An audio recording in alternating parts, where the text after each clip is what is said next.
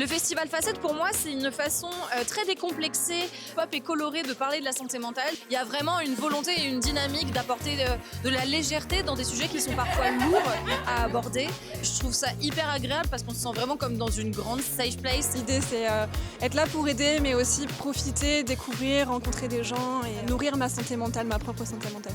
Se retrouver tous ensemble, personnes concernées, soignants, aidants, pères aidants, pères aidés. Pour soutenir quelqu'un, c'est extrêmement important aussi de se renseigner, de s'entourer également de bienveillance de manière générale. Cette année, c'est l'amour, le sujet, un sujet que je connais bien, puisque je suis célibataire depuis des années. Aimez-vous. Je m'aime et j'apprends à m'aimer. Chacun va y arriver plus ou moins facilement. C'est pas quelque chose d'intuitif. Pour moi, s'aimer, c'est un peu le combat d'une vie, parce qu'on apprend toujours à se rencontrer, en fait, parce qu'on change toute notre vie. Je crois que ça s'apprend au gré du vent et de la vie qu'on a, des expériences. Je m'assume, je suis libre de forger ma conscience, je suis libre d'assumer mon apparence. Savoir ce qu'on veut, et puis aussi s'aimer soi, principalement au début, pour pouvoir aimer les autres. C'est la base de tout.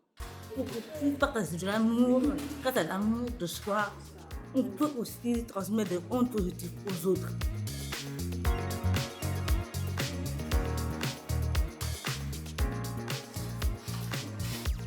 De nos jours, on dit beaucoup, on parle beaucoup plus de la santé mentale, le sujet de la santé mentale c'est démocratisé. Non, le sujet du bien-être c'est démocratisé. Les gens ils parlent de santé mentale, ils ne parlent pas de maladie mentale. Trouver d'autres jeunes à Facette qui étaient concernés aussi par des soucis de santé mentale et avec lesquels je pouvais en parler complètement librement, ça a été très libérateur. Ça fait du bien de voir énormément de personnes qui sont présentes pour parler de ce sujet.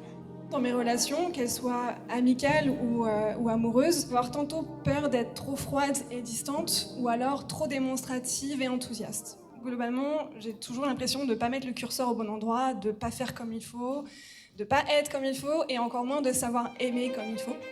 Je t'aime et j'apprends à t'aimer.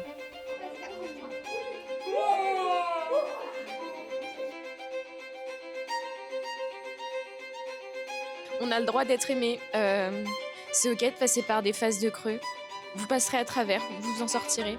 Un amour qui fait du bien à la santé mentale, c'est un amour où on se sent libre, soutenu, où on a l'espace de s'exprimer. C'est un amour où en fait tu sens de l'échange, de l'ouverture. Et c'est vraiment un socle, une bulle, un sas de décompression qui permet de garder les pieds sur terre et de réussir à avancer.